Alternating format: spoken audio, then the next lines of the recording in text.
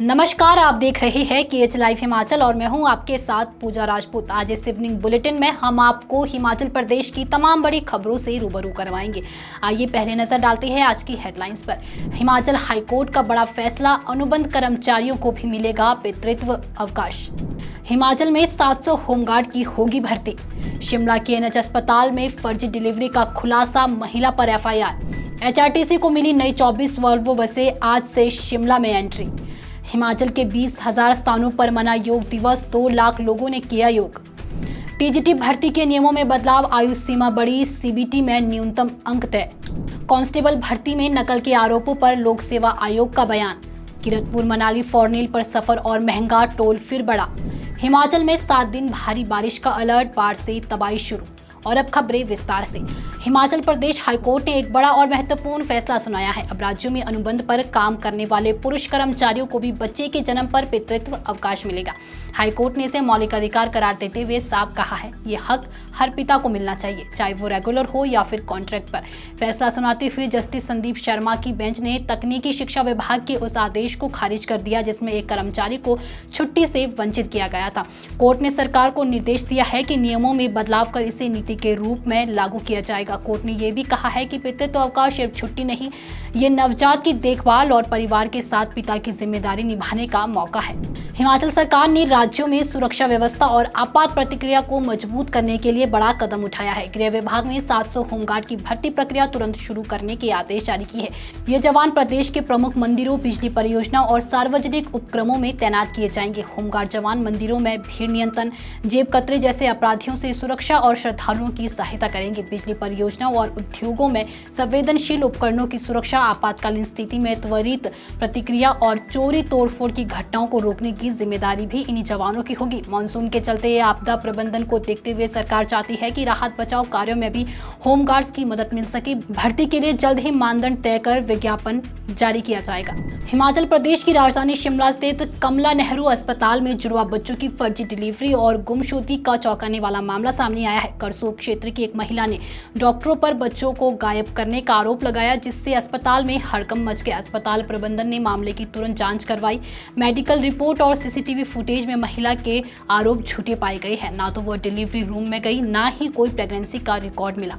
Urine pregnancy test भी negative निकला। अस्पताल के MS डॉक्टर सुरेंद्र नेगी ने बताया कि ये मामला सूडोसाइटिस का लग रहा है। महिला 2 साल से इनफर्टिलिटी ट्रीटमेंट ले रही थी। अब अस्पताल प्रशासन ने महिला के खिलाफ FIR दर्ज करवाई है और कानूनी कार्रवाई की मांग की है। पुलिस जांच जारी है। हिमाचल में HRTC के बेड़े में अब तकनीकी से लैस 24 नई वॉल्वो बसें जुड़ने जा रही है। बेंगलुरु से ये लग्जरी बसें आज से शिमला पहुंचना भी शुरू हो गई है।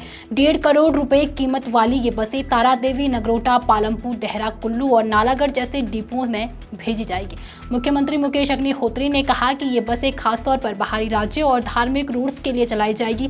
दिल्ली जैसे शहरों में BS6 मानकों के चलते बंद पड़े करीब 16 रूट भी अब दोबारा शुरू होंगे। वहीं HRTC पुराने करीब 20 वॉल्वो बसों की जल्द नीलामी भी करेगा। अंतर्राष्ट्रीय योग दिवस पर हिमाचल में उत्साह का अद्भुत नजारा देखने को मिला। प्रदेश के 20,000 से ज्यादा स्थानों पर 2 लाख से अधिक लोगों ने योगाभ्यास किया। धर्मशाला के खेल परिसर में राज्य स्तरीय कार्यक्रम आयोजित हुआ, जिसमें करीब 3,000 लोगों ने एक साथ योग किया। कार्यक्रम में आयुष मंत्री यादवेंद्र गोमा मुख्य अतिथि रहे। वहीं देश की सीमाओं की रक्षा कर रहे ITBP जवानों ने भी 13,500 फीट की ऊंचाई पर योग कर स्वस्थ जीवन शैली का संदेश भी दिया। रामपुर, किन्नौर और बिचकुल जैसे सीमांत क्षेत्रों में भी योग दिवस पर विभिन्न आयोजन हुए, जिसमें स्कूलों, कॉलेजों और कैंपों के जवानों ने भाग लिया। हिमाचल प्रदेश राज्य चयन आयोग ने TGT भर्ती को लेकर संशोधित अधिसूचना जारी की है। अब उम्मीदवार 47 वर्ष की आयु तक इन पदों के लिए आवेदन कर सकेंगे। पहले अधिकतम आयु सीमा 45 वर्ष थी। आयोग ने कंप्यूटर बेस्ड टेस्ट के न्यूनतम अंक भी तय किए हैं। सामान्य वर्ग के लिए 35% और SC, ST, OBC व स्वतंत्रता सेनानी परिवारों के लिए 30% अंक अनिवार्य होंगे। इस भर्ती में वेटिंग पैनल की भी व्यवस्था की गई है ताकि जरूरत पड़ने पर योग्य उम्मीदवारों को चुना जा सके। TGT के कुल 937 पदों पर भर्ती होगी, जिसमें 425 आर्ट्स, 343 नॉन मेडिकल और 159 मेडिकल पद शामिल है। पुलिस कांस्टेबल भर्ती परीक्षा में धांधली और नकल के आरोपों पर हिमाचल लोक सेवा आयोग ने सफाई दी है। आरोप ने कहा है कि 15 जून को परीक्षा पारदर्शी और सुरक्षित तरीके से करवाई गई थी। सोशल मीडिया पर फैल रही नकल की खबरों को भ्रामक और बिना सबूत बताया गया है। आयोग ने स्पष्ट किया है कि सीसीटीवी और जांच रिपोर्ट में कोई गड़बड़ी नहीं मिली। आयोग ने गलत जानकारी फैलाने वाले पर कानूनी कार्रवाई की चेतावनी भी दी है। कीरतपुर मनाली फोरलेन पर अब सफर और महंगा होने जा रहा है। बलोर टोल प्लाजो पर एलएमवी वाहनों के लिए टोल 45 रुपये तक बढ़ चुका है और अब टकोली में भी शुल्क बढ़ाने की तैयारी है। सुंदरनगर बाईपास और मंडी पंडो रूट जुड़ने के बाद टोल में 15 से 20 रुपये और बढ़ सकती है।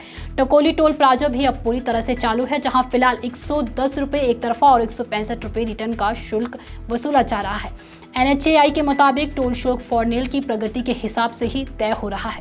हिमाचल प्रदेश में मानसून ने पूरी रफ्तार पकड़ ली है और आने वाले 7 दिनों तक भारी बारिश का खतरा बना। मौसम विज्ञान केंद्र शिमला ने राज्य के कई जिलों के लिए ऑरेंज और येलो अलर्ट जारी कर दिए है। चंबा, कांगड़ा, शिमला, सोलन, मंडी, कुल्लू, हमीरपुर, बिलासपुर, सिरमौर और नाहन जिलों में ज्यादा सतर्क रहने की जरूरत है। उधर लाहौल स्पीति के जालमा नाले में आई बाढ़ ने भारी तबाही मचाई है। पानी और मलबा आने से सिंचाई और पेयजल योजनाएं बर्बाद हो गई है, पाइप भी बह गई है और पेड़ भी उखड़ गए हैं।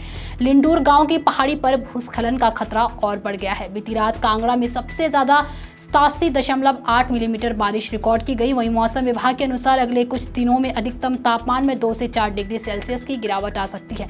वहीं 25 और 26 जून को दोबारा भारी बारिश के संकेत है। तो ये थी प्रदेश की कुछ तमाम बड़ी खबरें। अगर आपको हमारा बुलेटिन पसंद आया हो तो हमारे इस बुलेटिन को लाइक, कमेंट, शेयर और हमारे Facebook page KH live Himachal को फॉलो अवश्य करें। धन्यवाद।